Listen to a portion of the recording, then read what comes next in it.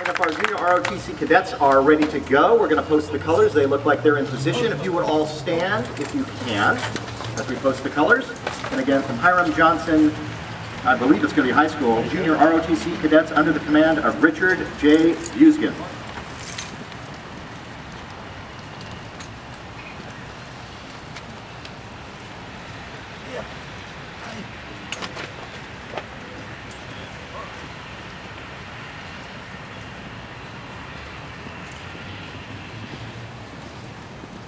Individual left wheel.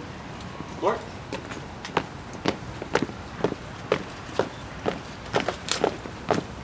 Color guard. Halt. Present. Color.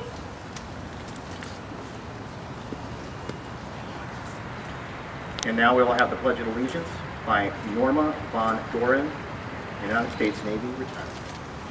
I pledge allegiance to the flag of the United States of America and to the republic for which it stands, one nation, under God, indivisible, with liberty and justice for all. Present. Color.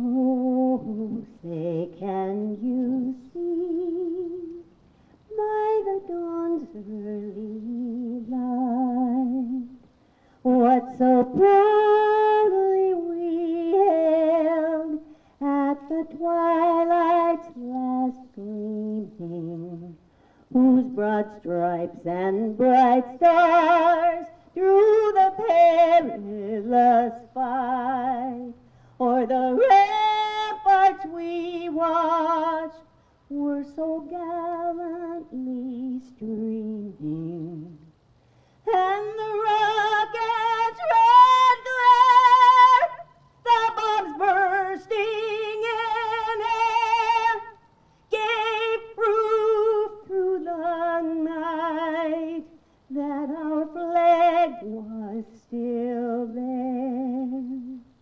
Oh, say, does that star-spangled banner yet wave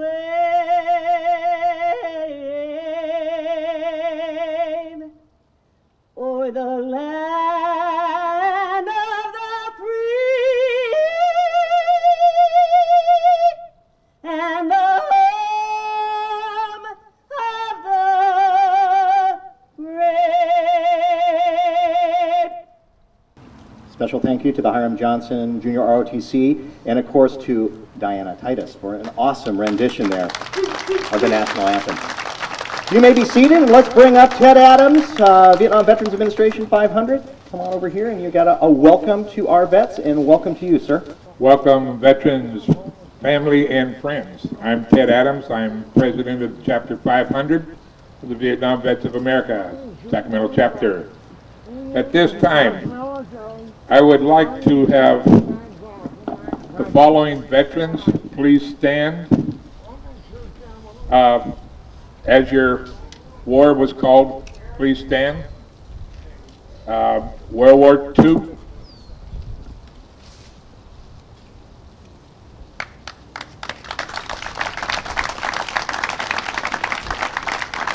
Korean War.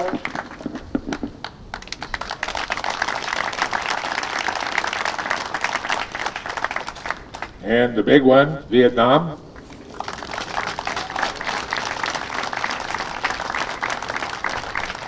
Iraq.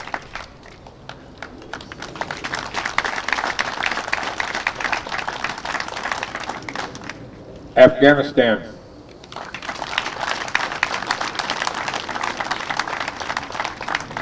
All right, now, your services. All Army personnel, on your feet. Come on, General. Thank you for your service. Air Force. Thank you for your service. Coast Guard. Thank you for your service. I don't really want to say this word, but Marine Corps. Hi, guys. And United States Navy. Thank you for your service. I read these names off earlier this morning. I'm going to read them off again. These are our fallen brothers from our chapter. Larry Anderson,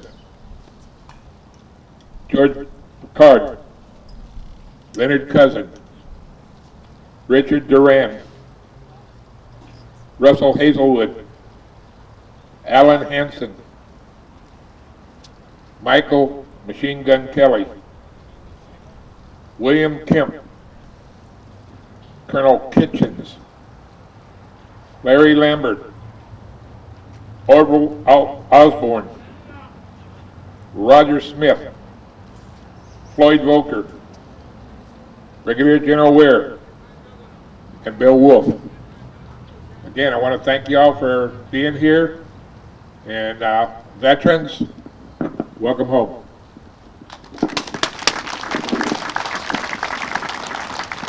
Thank you, Ted. We're going to bring up another Ted up here. He is 49ers ex-prisoner of war, and he's the commander of that group, Ted Cadwallader, to do the POW MIA ceremony. If you've never seen this ceremony done before, it is kind of tells you about what the POWs and the MIAs might be going through in their imprisonment, but also what the families are going through at home. So if we can bring up Ted Cadwallader. Yes, my name is Ted Cadwallader. I'm the commander of the 49ers Chapter American Ex-Prisoners of War, Sacramento. The American Ex-Prisoners of War is a nationally chartered organization headquartered in Arlington, Texas. On April the 9th, 1865, General Robert E. Lee surrendered the Army of Northern Virginia to Lieutenant General Ulysses S. Grant, commanding in the field with the Army of the Potomac at Appomattox Courthouse, Virginia. This set into motion the release of thousands of POWs north and south, including northern prisoners in the notorious Andersonville prison in Georgia, which had held some 45,000 men in filth and disease.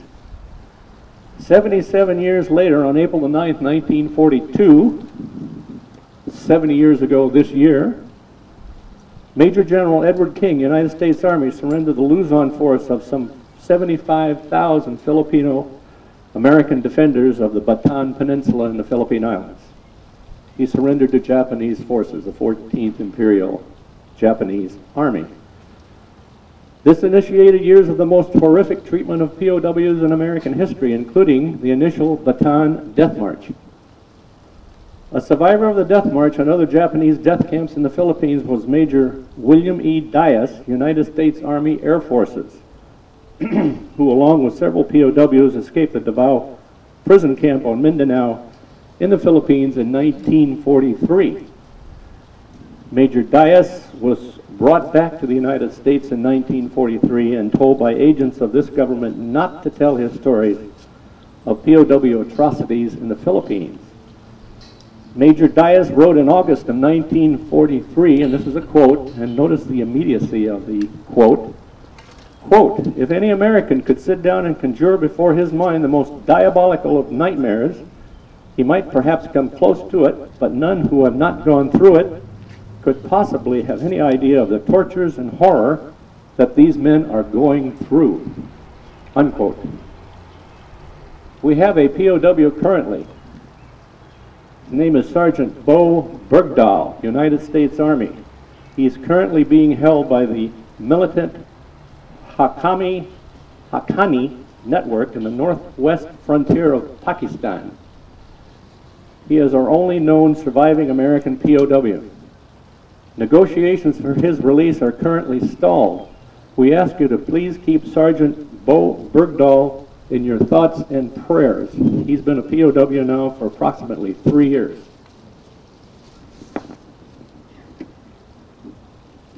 And now we turn to the missing man table ceremony, with your permission. This is the POW MIA ceremony. I direct your attention, if I may, to the missing man table over here to your left. Those who have served and those currently serving in the uniformed services of the United States are ever mindful that the sweetness of enduring peace has always been tainted by the bitterness of personal sacrifice. We are compelled to never forget that while we enjoy our daily pleasures, there are others who have endured and may still be enduring the agonies of pain, deprivation, and internment. Let us now pause to recognize our POWs and MIA. Again, I direct you to our table where Commander Ted Adams will be pointing out items on the table. Behind the table is a gentleman by the name of Mel Raimundo. Mel was a combat medic in the 106th Infantry Division in World War II. On December the 16th, 1944, the Germans opened the Battle of the Bulge. The 106th Division, as you probably know, was in the Ardennes on a thinly defended line against massive German panzer and infantry forces. Mel became a guest of the German Army on December the 16th, 1944. We call your attention to this small table which occupies a place of dignity and honor. It is set for one, symbolizing the fact that members of our armed forces are missing from our ranks. They are referred to as POWs and MIAs, prisoners of war, missing in action. We call them comrades. They are unable to be with their loved ones and families tonight, so we join together to pay our humble tribute to them and bear witness to their continued absence. This table set for one is a small symbolic emblem of the frailty of one prisoner alone against his or her suppressors. The tablecloth is white, symbolic of the purity of their intentions to respond to their country's call to arms. The single red rose in the vase signifies the blood that many have shed in sacrifice to ensure the freedom of our beloved United States of America. The rose also reminds us of the family and friends of our missing comrades who keep the faith while awaiting their return. The yellow ribbon on the vase represents the yellow ribbons worn on the lapels of the thousands who demand with unyielding determination a proper accounting of our comrades who are not among us on this day. A slice of lemon on the plate reminds us of their bitter fate.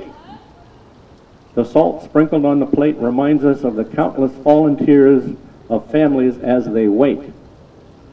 The glass is inverted. They cannot toast with us on this day. The chair is empty. They are not here.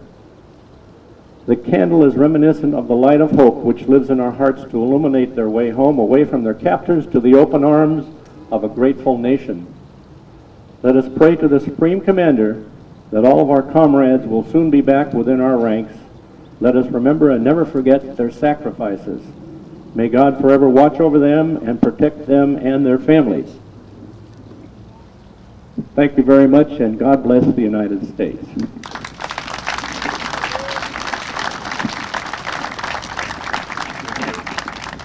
Thank you, gentlemen. And Easy, you want to get your camera position there? Because you're going to be coming up next. We're going to bring up Vietnam veteran William R.I. Easy Smith with a tribute to the fallen servicemen and women in Iraq and Afghanistan.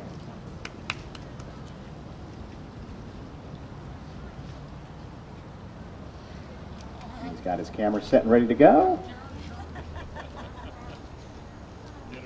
Going to make this a YouTube moment?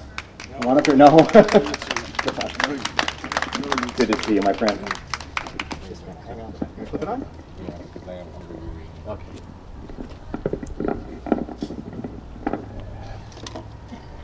Testing. All right. You don't buy that unless you make sure it works now. Okay. We've come here, to honor our war dead. Men and women who have made the ultimate sacrifice, and that is of the giving of one's life for another. Those who, like many of us, had hopes and dreams, and friends, fellow Americans who put it all on hold to defend our flag, and sacrifice, trust me, is meaningless without remembrance. So it is here we are here to remember. We are here to remember because someone paid the price for the many freedoms that are enjoyed today in our country. Men and women who one day were total strangers to each other and sharing a foxhole the next. Not just a number to some, but war buddies to each other. A beloved relative to others now bonded together in a new family. but need to be remembered by all. We cheer, for example, because our troops are withdrawing from Iraq and Afghanistan. However, there's no reason for us to forget that the numbers of fallen and wounded still make no sense, and they seem to still grow. Within the last 48 hours, another has paid the ultimate sacrifice. I guess war is never ending. I can't forget my brothers I left behind in Vietnam. I can't forget the many trips I've made over to Hawaii in the past 7 years. I've stood in the flight line many times and have hugged and shook the hands of thousands of soldiers who have been deployed. I've personally seen the faces of the families before and after the deployment. I've had many friends, and I've made many friends over the years in uniform. They too are family now. I have been there when they returned, and many of those did not come through the door. So today I am here with you to honor and pay tribute to those who have lost their lives in places such as Korea, Desert Storm, World War II, Vietnam, and of course Iraq and Afghanistan. Some of us here today know the pain that is felt in many households. We understand the silence of our young warriors in not being able to share their experiences. We know the feeling a soldier may experience towards society upon returning from war. We know that, unlike some other wars, many soldiers of today are together for longer periods of time, and that they often deployed several times together. They do this because I am told, simply, it's just a job. Memorial Day is not just about being here. At least the year since Vietnam have reminded me that I can't get angry as I once did because of the absence of faces here today, on a day like today. It is because of the sacrifices that so many can feel safe in their backyards, barbecuing and enjoying a good sports TV program, or playing in sandboxes on the beach, or some little kid being pushed around in a swing, and even those across the bridge enjoying the music festival.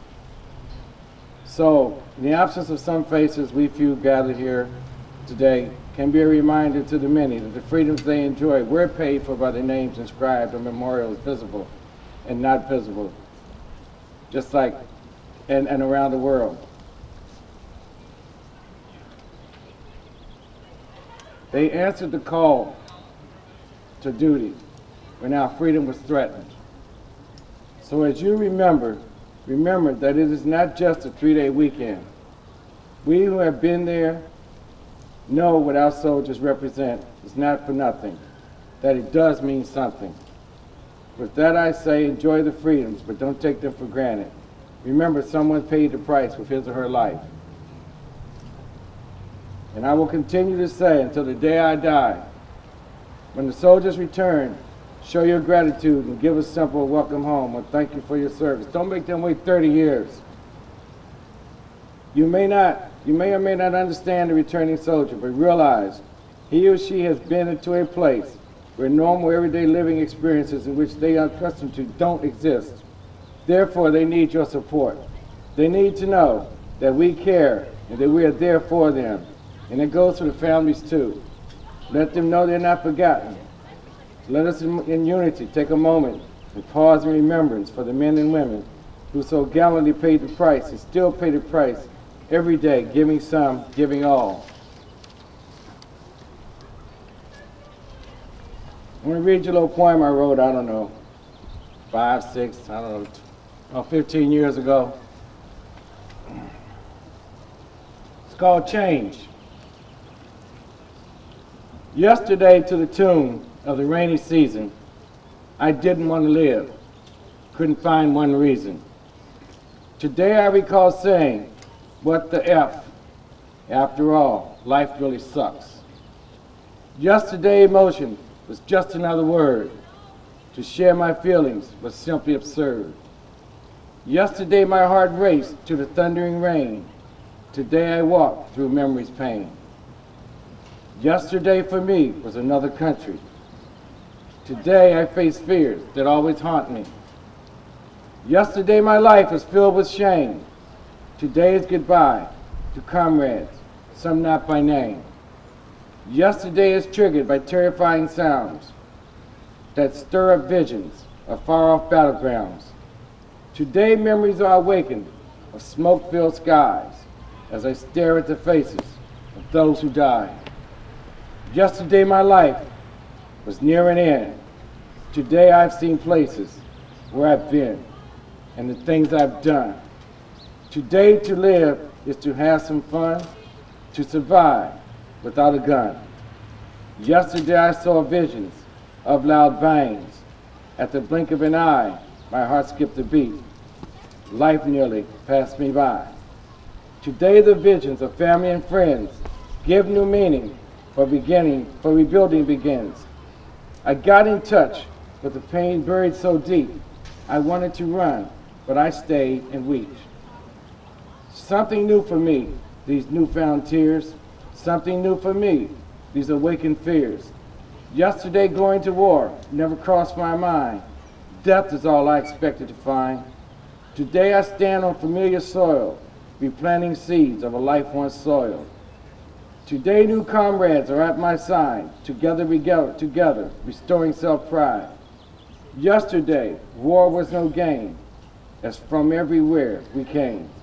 And when we returned, you forgot our names. No one cared, we were not the same. Today our prayers are prayers of hope. Today our prayers are prayers of change. Today is now. Today we're home. Today we're together. Today, not alone. Thank you.